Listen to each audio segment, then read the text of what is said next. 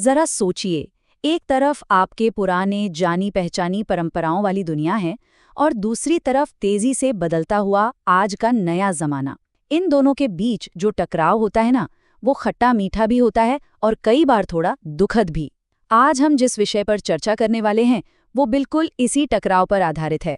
हम बात कर रहे हैं हिंदी साहित्य के दिग्गज मनोहर श्याम जोशी जी की एक बहुत ही बेहतरीन और कालजयी कहानी सिल्वर वेडिंग के बारे में। आज की हमारी इस चर्चा का मुख्य उद्देश्य इस पूरी कहानी को क्रमानुसार और बहुत ही संक्षिप्त तरीके से समझना है। साथ ही हम इसके छिपे हुए उद्देश्य और आज के समय में इसकी अहमियत को भी डिकोड करेंगे। तो चलिए बिना किसी देरी के शुरू करते हैं। कहानी में घुसने से पहले हमें दो ऐसे जुमलों या कह लीजिए तकिया कलामों को समझना होगा जो पूरी कहानी की जान है। पहला है हमारे मुख्य किरदार यशोधर बाबू का समहाउ इम्प्रॉपर, यानी भाई कुछ न कुछ तो गलत है। जब भी वो नए जमाने की कोई चीज देखते हैं तो उनका यही रिएक्शन होता है। ये उनके अंदर चल रही उस कश्मकश को दिखाता है कि वो नए दौर को पूरी तरह से अपना नहीं पा रहे हैं। और दूसरा जुमला है उनके गुरु किशनदा का, जो हुआ होगा। ये सिर्फ 3 शब्द नहीं है, बल्कि एक बहुत ही गहरी उदासी और अकेलेपन का प्रतीक है, जिसके बारे में हम आगे चलकर विस्तार से बात करेंगे। तो आज के हमारे इस सफर का रूट मैप कुछ इस तरह रहेगा। सबसे पहले हम जानेंगे यशोधर बाबू और परंपरा के बारे में, फिर देखेंगे परिवार में पीढ़ियों का अंतराल। इसके बाद कहानी के टर्निंग पॉइंट सिल्वर वेडिंग के जश्न पर बात होगी, फिर गहराते अकेलेपन पर, और अंत में हम इस कहानी के मूल उद्देश्य और आज के लिए एक बहुत ही महत्वपूर्ण शिक्षा को समझेंगे। तो चलिए बढ़ते हैं अपने पहले भाग की तरफ, यशोधर बाबू और परंपरा। यशोधर बाबू एक सरकारी दफ्तर में सेक्शन ऑफिसर हैं, एकदम पुराने ख्यालों वाले इंसान जो अपने उसूलों से बंधे हुए हैं। लेकिन मजेदार बात यह है कि यही उसूल उन्हें उनके अपने ही परिवार से दूर कर रहे हैं। जरा उनकी दिनचर्या देखिए, 5:30 बजे दफ्तर खत्म होता है, लेकिन क्या वो सीधे घर जाते हैं? जी नहीं, 6 बजे वो बिरला मंदिर पहुंच जाते हैं प्रवचन सुनने, फिर 7 बजे पहाड़वंज निकल जाते हैं सब्जियां खरीदने और लोगों से मिलने जुलने, और अंत में घर पहुंचते पहुंचते रात के 8 बज जाते हैं। दरअसल घर में आधुनिक विचारों वाली पत्नी और बच्चों के साथ जो रोज रोज की बहस होती है ना, उससे बचने के लिए यशोधर बाबू ने घर देर से पहुंचने की एक परमानेंट ट्रिक निकाल ली है। अब आते हैं उस दूसरे जुमले पर जिसका जिक्र मैंने शुरुआत में किया था, जो हुआ होगा। यशोधर बाबू के आदर्श थे किशनदा। उन्होंने पूरी जिंदगी शादी नहीं की, हमेशा दूसरों की मदद की, लेकिन बुढ़ापे में वो बिल्कुल अकेले पड़ गए।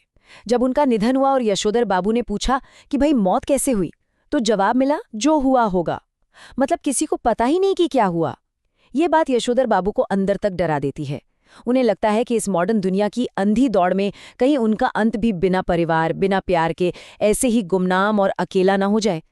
और यहीं से हम आते हैं अपने दूसरे भाग पर, परिवार में पीढ़ी का अंतराल यानी जनरेशन गैप।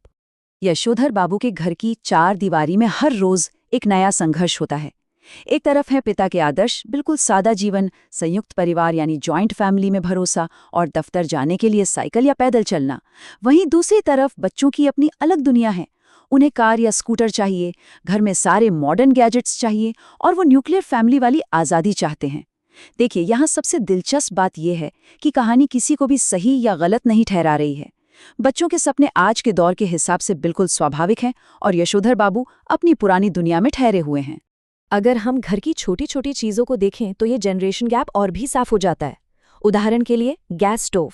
यशोधर बाबू के लिए ये समहाउ इम्प्रॉपर है। उन्हें लगता है इस पर बनी रोटी में वो बात नहीं, लेकिन परिवार के लिए ये जरूरत है। अब फ्रिज को ही ले लीजिए। यशोधर बाबू का मानना है कि ये बासी खाना खिलाता है, लेकिन बच्चों के लिए तो ये मेहमानों के सामने एक स्टेटस सिंबल है ना।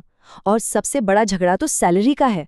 यशोधर बाबू चाहते हैं कि कमाऊ बेटा अपनी पूरी सैलरी उनके हाथ में दे या कोई जॉइंट अकाउंट खोले, लेकिन बेटा अपने पैसों पर अपना खुद का कंट्रोल चाहता है। मतलब ये सिर्फ फ्रिज या स्टोव की लड़ाई नहीं है, ये 2 अलग अलग पीढ़ियों की सोच की लड़ाई है। चलिए अब बढ़ते हैं कहानी के तीसरे भाग की ओर, सिल्वर वेडिंग का जश्न। ये वो पल है जहां कहानी का क्लाइमैक्स शुरू होता है। यशोधर बाबू अपनी आदत के मुताबिक जब देर से घर पहुंचते हैं तो एकदम चौंक जाते हैं। उनके बड़े बेटे ने उनकी 25वीं सालगिरह पर एक बहुत ही शानदार सरप्राइज पार्टी रखी हुई है। पूरा घर मेहमानों से भरा हुआ है। अब यहाँ शुरू होता है यशोधर बाबू का साइलेंट प्रोटेस्ट यानी मौन विरोध। पहला कदम, वो जानबूझकर देर से तो आए ही हैं। दूसरा कदम, जब केक काटने की बारी आती है तो वो इसे बचकाना और समहाउ इम्प्रॉपर कह देते हैं और अंडे का बहाना बनाकर केक खाने से भी साफ मना कर देते हैं।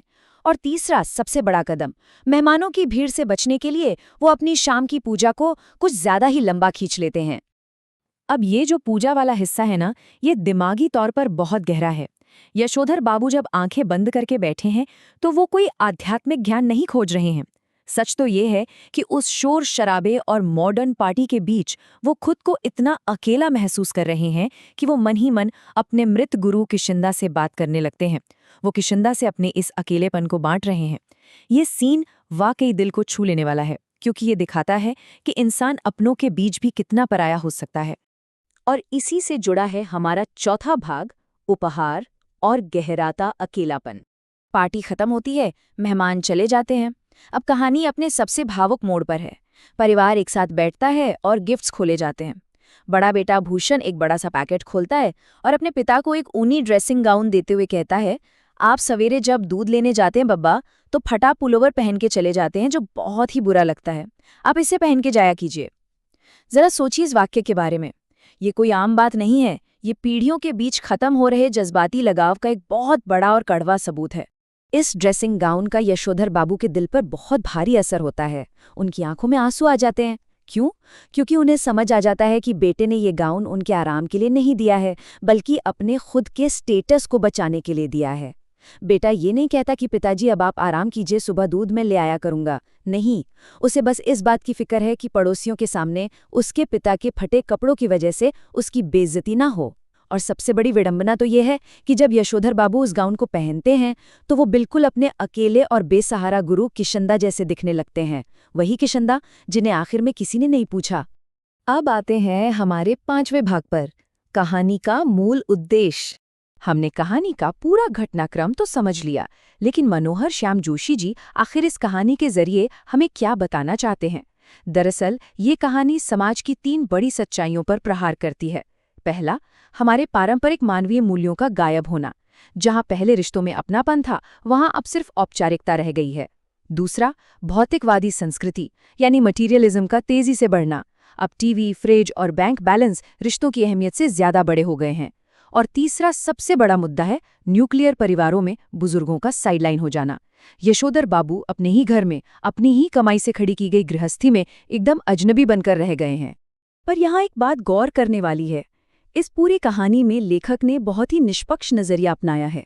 उन्होंने न तो आधुनिक बच्चों को कोई विलन बनाया है और न ही यशोधर बाबू को परफेक्ट इंसान बताया है। पत्नी का ये कहना भी अपनी जगह बिल्कुल जायज है कि जॉइंट फैमिली में महिलाओं पर पाबंदियां थीं और अब वो आज़ादी चाहती है। कुल मिलाके ये कहानी बस समय के बदलने की उस नेचुरल लेकिन थोड़ी दर्दनाक प्रक्रिया को हमारे सामने रखती है, जिसे अपनाना हर किसी के लिए आसान नहीं होता। और अब हमारा अंतिम भाग, आज के लिए महत्वपूर्ण शिक्षा। आज की इस भागदौड़ भरी जिंदगी में सिल्वर वेडिंग हमें कुछ बहुत ही प्रैक्टिकल बातें सिखाती है। सबसे पहली बात, हमें पीढ़ियों के बीच आपसी समझ बनानी होगी। युवाओं को चाहिए कि वो बुजुर्गों के तजुर्बे की इज्जत करें और बुजुर्गों को भी नए दौर के हिसाब से थोड़ा फ्लेक्सिबल होना पड़ेगा। दूसरी बात, टेक्नोलॉजी और पैसों के साथ साथ हमें अपनों के लिए इमोशनली भी अवेलेबल रहना होगा। याद रखिए, एक महंगा ड्रेसिंग गाउन कभी भी उस बेटे की जगह नहीं ले सकता जो सुबह खुद उठकर दूध ले आए। और सबसे ज़रूरी बात, हमें उस उदासीनता की त्रासदी से बचना होगा। हमारे घरों के बुजुर्गों को कभी ये ना लगे कि उनके जाने के बाद लोग बस यही कहेंगे जो हुआ होगा। इस पूरी चर्चा के अंत में एक बहुत ही गहरा सवाल हमारे सामने खड़ा होता है। क्या मॉडर्न बनने की इस अंधी दौड़ में हमारे बुजुर्गों का अकेला रह जाना सच में तय है? क्या हम तरक्की की सीढ़ियां चढ़ते हुए अपनी जड़ों और अपने अपनों को साथ लेकर नहीं चल सकते? इस पर जरूर विचार कीजिएगा। हमारी आज की ये चर्चा यहीं समाप्त होती है। मुझे उम्मीद है कि आपको इससे कुछ नया सोचने और समझने का मौका मिला होगा। फिर मिलेंगे किसी नए और दिलचस्प विषय के साथ। धन्यवाद।